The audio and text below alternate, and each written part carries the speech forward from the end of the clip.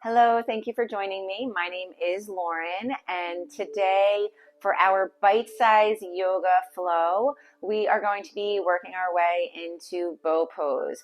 So if you are currently subscribed to my weekly newsletter with Setting the Pace, the peak pose, I give a little bit more information on the benefits and how to get into bow pose.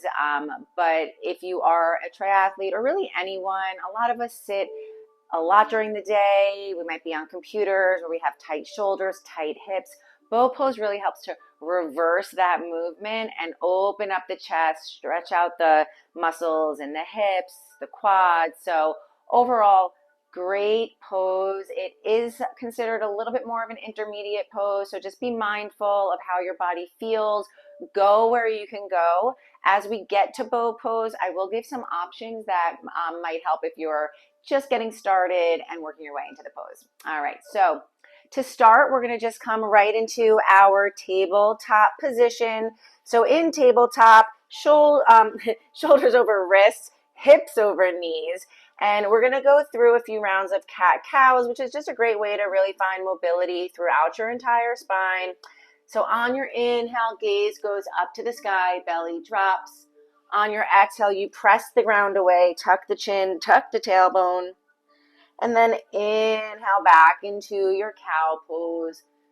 So just move through a few rounds with your breath. See if you can get a little bit more movement with each round. Feel like you're pulling your chest through in your cow, and in your cat, really feel like you're separating the space between your scapula. So just go for another round or two with your breath. Meeting in a neutral tabletop once you've completed your last round. From there, step your feet back so you're in a high plank. Take an inhale, shift forward. Exhale, lower all the way down onto your belly. Untuck your toes and inhale into a baby cobra. So in your baby cobra, lightness on your palms. Feel like you're pulling your chest through and really open up your chest. Thinking about squeezing your shoulder blades together. Neutral cervical spine. Take an inhale. And then exhale, press through tabletop, tuck your toes. Downward facing dog. So take some time here, pedal your feet out, maybe shake your head yes and no.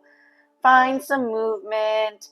Still be mindful that you're pressing the ground away, so don't collapse into your shoulders. And then find some stillness in your down dog. So really still press the ground away, work your heels to the mat, hips to the sky. And on your next inhale, right leg lifts, hamstring curl your right heel to the glute for a twisted down dog. Gaze can go under your left shoulder. Really open up the hip. And then on an inhale, come back through center, rise on the ball of your left foot. Hips stay high, right knee to chest, right foot lands between your hands. However you have to get your foot there is fine. And then inhale into a kneeling low lunge. So in this position, right knee can track over the ankle. Really think about stretching that left hip flexor a bit. Maybe find a little bit of a back bend here to deepen the stretch. Take an inhale. And then exhale, straighten through your right leg. Shift your weight back for a kneeling half split. So left hip can still stay over that left knee. If it feels okay, you can reach your arms past your right foot, deepen the stretch a little bit. Take an inhale, soften into your right knee, tuck the left toes, come into a low lunge, and then pivot on your left foot. Inhale, rise up into warrior one. So here, right knee is still tracking over the ankle. Try to square your hips so you're not opening up too much here. Still find some squareness in your hips. Inhale, reach up. Exhale, clasp your hands behind your back. Option to grab forearms or just leave your arms open, depending on the mobility in your shoulders. Take an inhale and then exhale, humble warrior. So fall forward, right side of the body can rest on that right thigh. Try to just really open up the shoulders here. One more round of breath. And then release your hands. Plant your hands to frame the right foot, pivot on the left. Right foot meets the left in a high plank and go through a flow. So inhale, shift forward. Exhale, lower down and hover. This time, untuck your toes and inhale into an upward facing dog. Shoulders away from the ear, so you don't want to collapse here. Really press the ground away. Take an inhale. And then exhale, press back. Downward facing dog. Take a round of breath here. And then inhale, left leg lifts. Gaze goes under the right shoulder, hamstring curl, left heel to the glute. Open up the hips. Still be mindful you're pressing the ground away. Inhale through center, rise in the ball of the left foot. Hips stay high as you bring your left knee to chest. Left foot lands between your hands. And again, however you need to get your left foot there. Inhale, reach up high to the sky. Feel the stretch on your right side now, your right hip flexor. If it feels okay, you can sink down a little bit deeper into it and baby back bend. Inhale, and then exhale, straighten through your left leg, kneeling half split.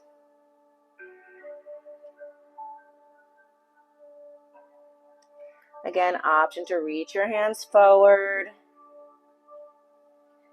Take an inhale, soften into your left knee, tuck the right toes, low lunge, and then pivot on that right foot.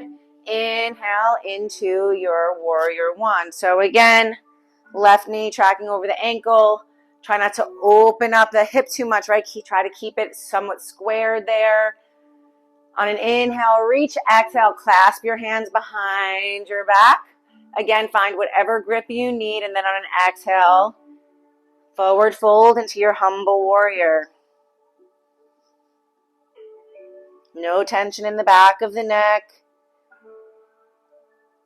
Take an inhale, and then release your hands, frame your left foot, pivot on the right foot. Left foot meets the right in a high plank. Go through a flow. Inhale through up dog. Exhale back, downward facing dog. Take a round or two of breath here. Take your time. Take an inhale, and then exhale, shift forward into a high plank. And then start to lower with control all the way onto your belly. Palms can be at your side, right ear to the mat, palms are facing down. So option when we go into bow pose, if this is new to you or you're working on your flexibility, mobility, option to find a half bow pose where you're reaching one arm out for support and you're just going to kick one foot into the top of your hand. That is an option. Otherwise, we're going to go through 2 rounds of bow pose. So if you're going to go unilateral, do one side at a time. So inhale, bring your chin forward, kick both of your feet, so hamstring curl. You're grabbing at the tops of your feet by your ankles.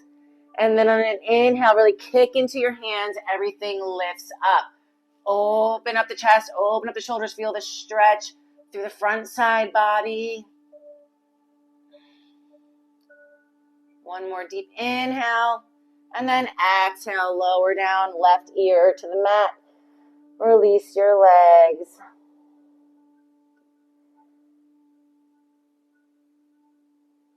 We'll go through one more round. So chin can come forward.